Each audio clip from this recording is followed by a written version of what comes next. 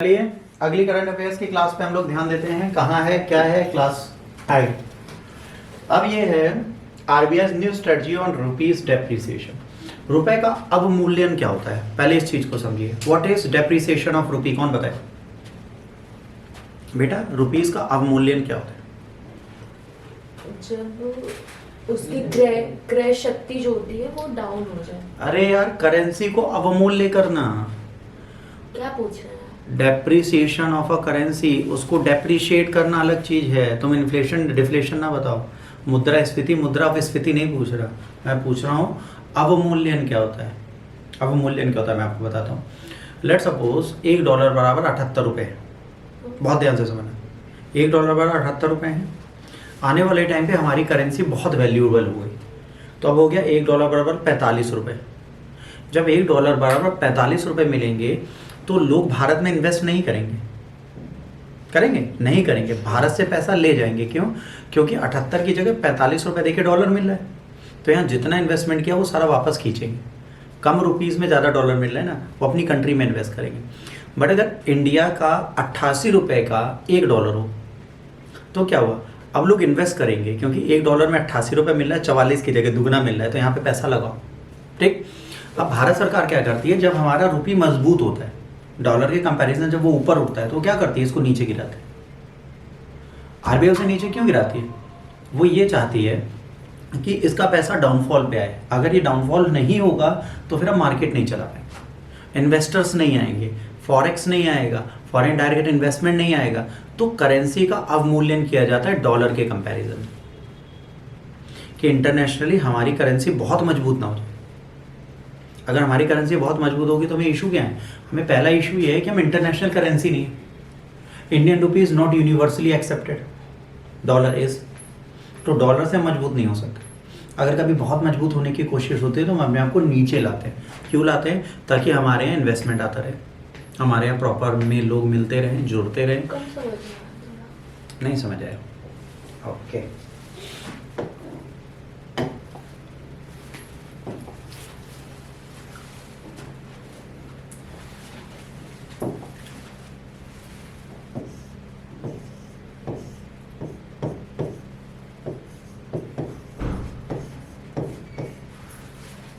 ध्यान से समझना, ये यूएसए का सिटीजन अगर $100 लेके आ रहा है हमारे यहाँ, तो उसे कितने रुपए मिलना है? तो 7800 रुपये इंडिया में इन्वेस्ट करो, उसे ज़्यादा मिल रहा है। अब इसने 78 से इन्वेस्ट किया और इसने यहाँ से 78,000 रुपये बना लिए 10 साल में। पर अगर ये 78,000 को ले जाना चाहेगा तो 78 रुपये के हिसाब से तो इसे अभी देना पड़ेगा ना पर डॉलर।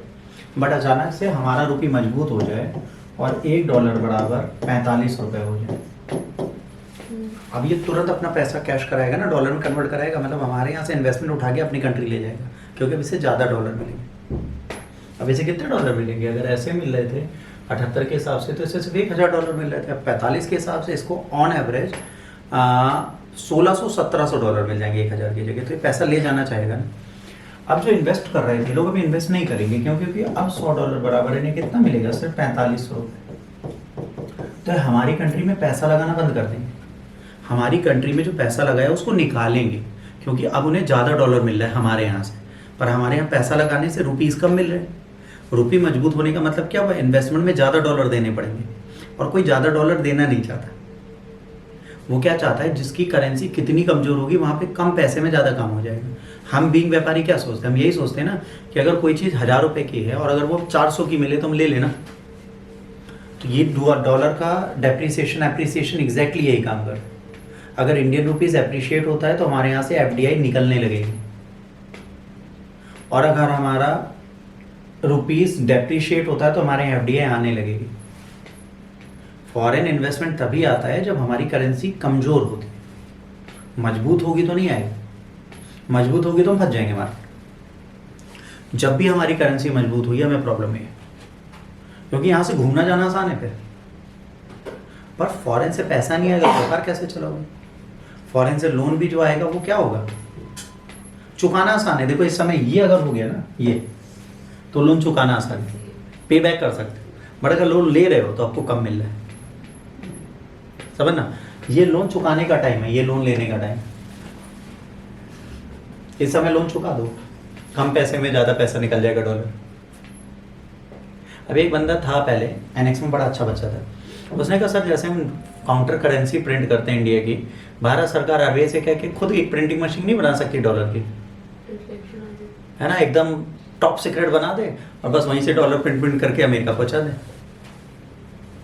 भाई सारी कंट्री से कर सकती हैं, अगर डॉलर ही चलना है तो हर कंट्री अमेरिकन डॉलर ही प्रिंट करे।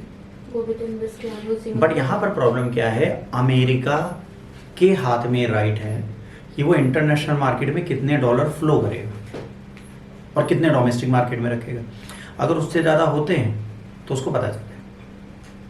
जैसे उसने 10 lakh trillion US dollar market में फ्लो कर रखे हैं, तो वो 100 ट्रिलियन डॉलर नहीं हो पाएगा ना, उसे पता चल जाएगा ना, क्योंकि मार्केट में जैसे ही डॉलर ज़्यादा आएंगे उसकी डिमांड तो उतनी है नहीं। तो यूएस कभी भी चाहता है अपने डॉलर की प्राइस को फ्लैक्चुएट कर सकता है। जैसे हम डोमेस्टिक मार्केट को कंट्रोल करते हैं ना, कि भाई पैसा ले लिया, घटा दिया, बढ़ा दिया, आरओआई घटा दी, बैंक रेट घटा दिया, ये घटा दिया, सेम काम वो भी कर सकते हैं। और वो करेगा नहीं तत्काल प्रभाव से। क्यों नहीं करेगा? क्योंकि उसको पता है कि इंटरनेशनली, एक और चीज़ यहाँ पे समझना, US dollar is considered as hot currency. Hot currency का मतलब होता है जो आपके हाथ में आते गायब हो जाए, मतलब इतनी गर्म है आप थोड़ी देर हाथ में नहीं रखो, जल जाओ, डेट्स हॉट। तो यूएस डॉलर ही वर्ल्ड में है जिसे हॉट करेंसी बोलते हैं। इधर हाथ में आया छूमंतर हो जाएगा। आप हाथ में रखो, मेरे पास डॉलर है, मेरे पास डॉलर है, तुम्हारे 20 दोस्त कहेंगे भाई दे दो, भाई दे दो, भाई दे दो, होगा ना। डॉलर भले इंडिया में खर्च ना होता, पर डॉलर की डिमांड बहुत है। तो ये हॉट करेंसी में इंडियन रुपी अभी नहीं है, INR कहीं पर भी एग्जिस्ट नहीं करता। तो हमारी मजबूरी है कि अगर $1 बराबर हमने 78 रुपये रखा है तो $1 बराबर 82 रुपये तक पहुंच जाए चलेगा। बट ये $1 बराबर 60 रुपये ना पहुंचे। अगर ये पहुंचा तो हमारी कंट्री से FDI नीचे चली जाएगी, और जब ये FDI नीचे जाएगी हम मार्केट में सस्टेन ही नहीं कर पाएंगे, हमारा रेगुलेशन ही नहीं होगा। अब समझ में आया लेमैन की भाषा में क्या था? किसी को कोई प्रॉब्लम यहाँ तक? फिर आगे चलें, फिर हम टर्मिनोलॉजीज पे चलेंगे। यहाँ तक कोई दिक्कत, कोई परेशानी, कोई व्यक्तिगत समस्या, कोई अंदरूनी समस्या, सब आप बता सकते हैं।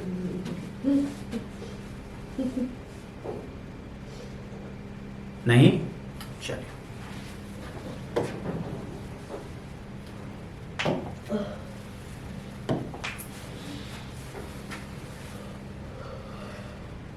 अब यहाँ पर क्या है, भारतीय रिजर्व बैंक ने रुपए पर अपना नियंत्रण ढीला कर दिया है, जिसे पिछले महीने अमेरिकी डॉलर के मुकाबले रुपए में गिरावट है।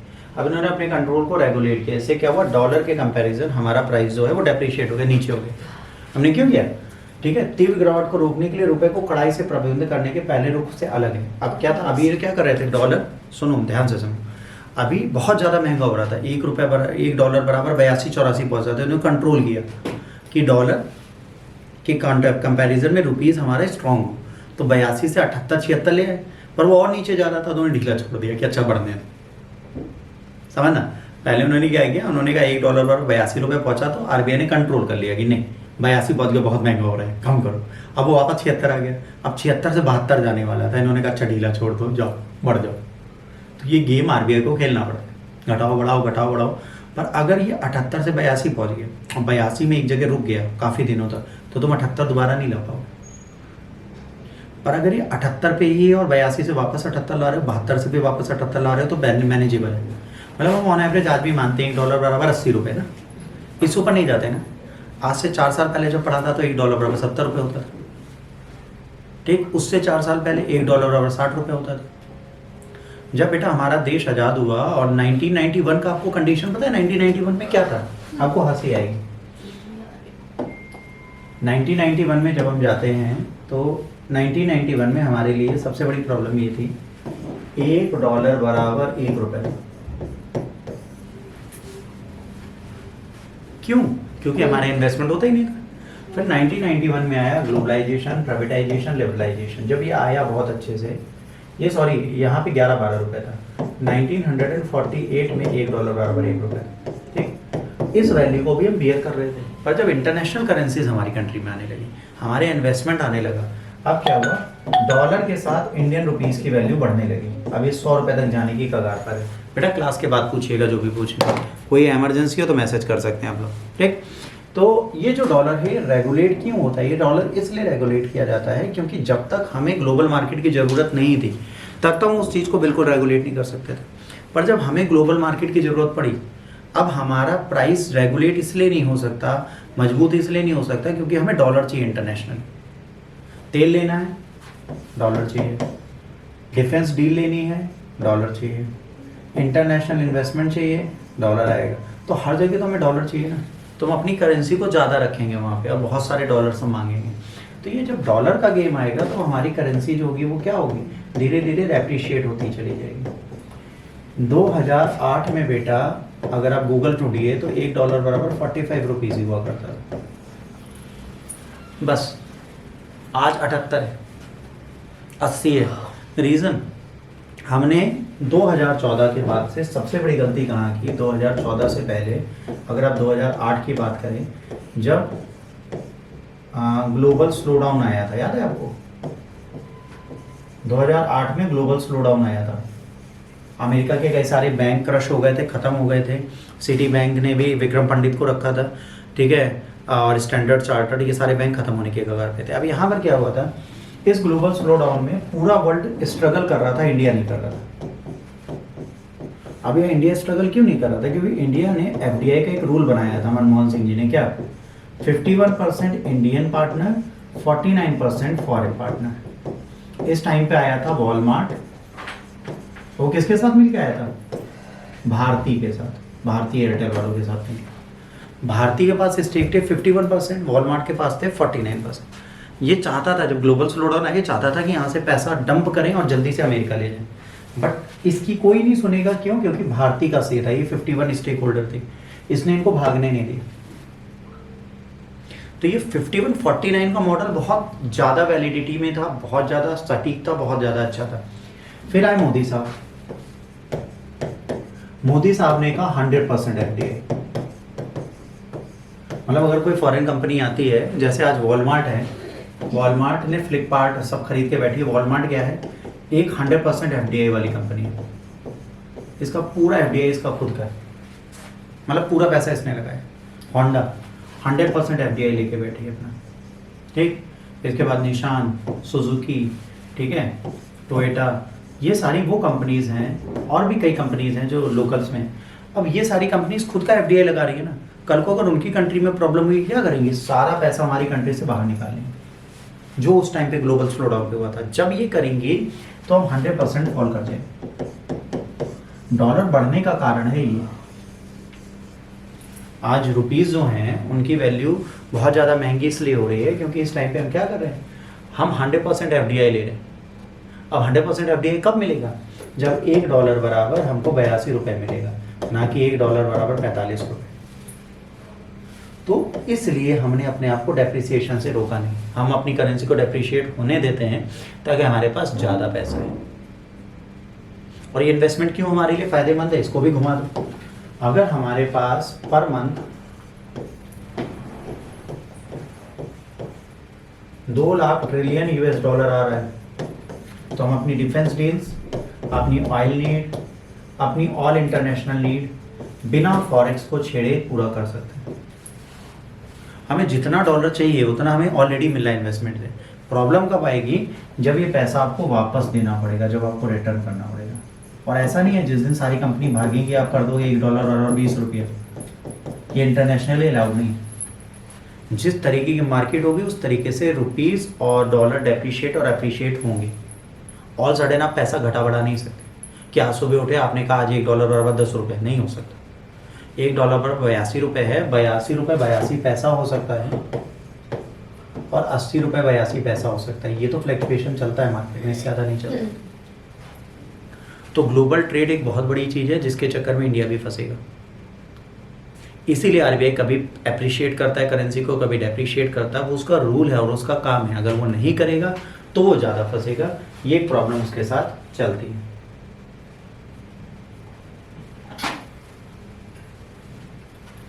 ठीक, अब देखो ये अगले पॉइंट पे क्या बोल रहे हैं।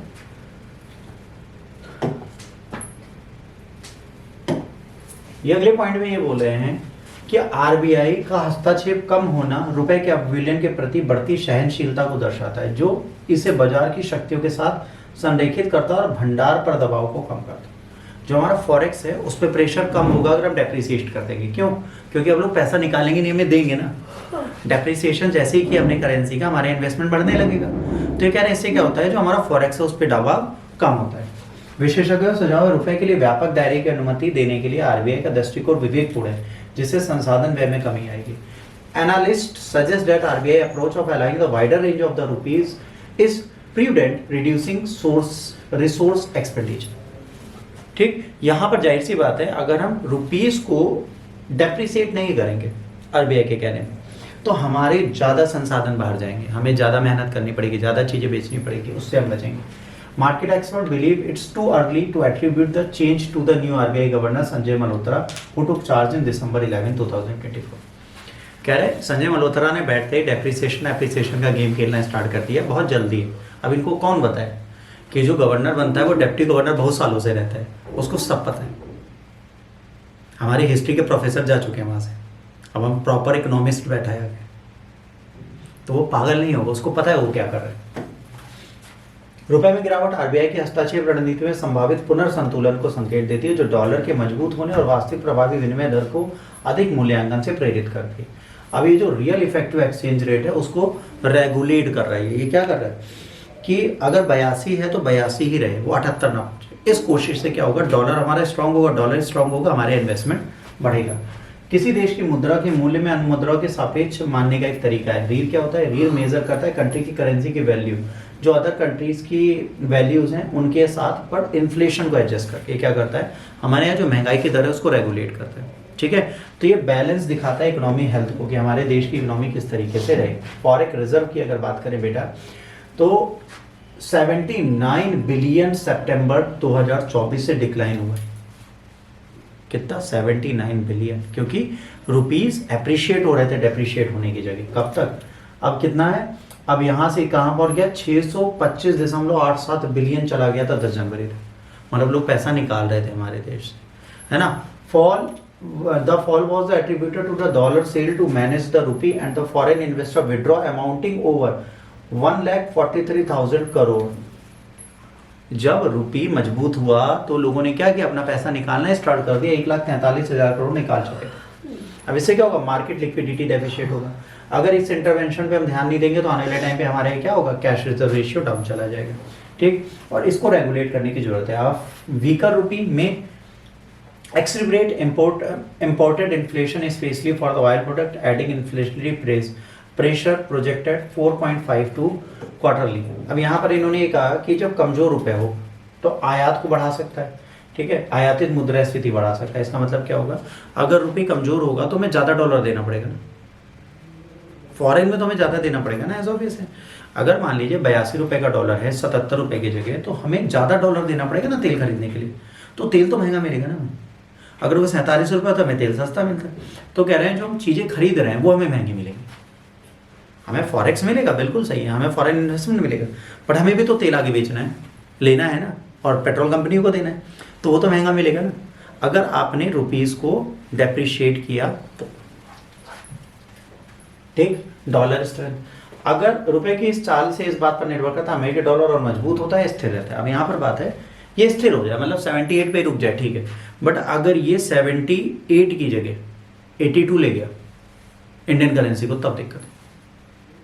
डॉलर मजबूत होने का मतलब क्या है, करेंसी का डेप्रिशिएट होना। ध्यान रखना, करेंसी हिराश्रित हो रही है, मतलब हमें $1 में ज्यादा पैसा देना पड़ेगा अगर डॉलर मजबूत हो रहा है, और रुपए मजबूत हो रहा है तो क्या होगा, $1 में कम रुपए देने पड़ेंगे, ये दिमाग में रखना। तो कह रहे अगर डॉलर मजबूत होता है तो हमें प्रॉब्लम होगी। डोनाल्ड ट्रंप के राष्ट्रपति बनने पर टिकी है, आज 20 तारीख है, आज ये शपथ ले लेंगे, इसके बाद हमें पता चलेगा डॉलर एप्रिशिएट करेगा हमें कि डेप्रिशिएट करेगा, क्योंकि डिसीजन बहुत गंदे वाले लेने वाले हैं इस बार, छोड़ने आए, है ना। इवन इनकी जो इवाना ट्रंप हैं, उन्होंने अपनी बॉडी दिखाई, उन्होंने कहा मैं हैवी वेट लिफ्टिंग और स्ट्रेंथ पे आई हूँ, एकदम स्लीक मॉडल, जैसे 47 साल में वो 18 साल की लड़की बन गई। फिटनेस उसने अभी दिखाई थी कि जब मैं योगा और कार्डियो छोड़ के जब हैवी वेट ट्रेनिंग पे आई हूँ तो मेरी बॉडी ज़्यादा शेप में है। सोचो देखो क्या करेंगे पता नहीं अमेरिका, बट इंडियन करेंसी की डामाडोल की कंडीशन आने वाली है। ठीक। रुपए पर आरबीआई का पुनः संतुलन रुख बाजार की स्थिरता संसाधन संरक्षण के बीच में संतुलन स्थापित करने के लिए ये क्या कर रहे हैं, स्टेबिलिटी लाना चाहते हैं, बैलेंस लाना चाहते हैं, market stability and resources conservation. Why the long term implication remain uncertain. अभी हमें नहीं पता इसका दीर्घकालिक प्रभाव क्या पड़ेगा। अब आने वाले टाइम पे लिक्विडिटी कंसर्न्स को हम देखेंगे कि भाई हमारे यहाँ कैश फ्लो कितना अच्छा है कितना बुरा है। कैश फ्लो मार्केट की रेगुलेशंस को चेक करता है और बताता है कि कैश फ्लो हमारे यहाँ कितना अच्छा है। अगर वो कैश फ्लो डाउनफॉल पे जाता है तो हमें प्रॉब्लम्स होती ही होती हैं। याद रखिए, डोनाल्ड ट्रंप के आज बैठने के बाद ये रीर और नीर फिर से आएगा, फिर से हमें पढ़ना पड़ेगा। ठीक, तो इकोनॉमिक टर्मिनोलॉजीज हैं, टाइम टेकिंग है। अभी इकोनॉमी की आपकी क्लासेस नहीं हुई तो आपको ज़्यादा दिक्कतें हो रही हैं। मैं बिल्कुल एक्सेप्ट करता हूँ कि अभी आपको दिक्कतें हो रही होंगी, जी बनाए। ठीक है बच्चों।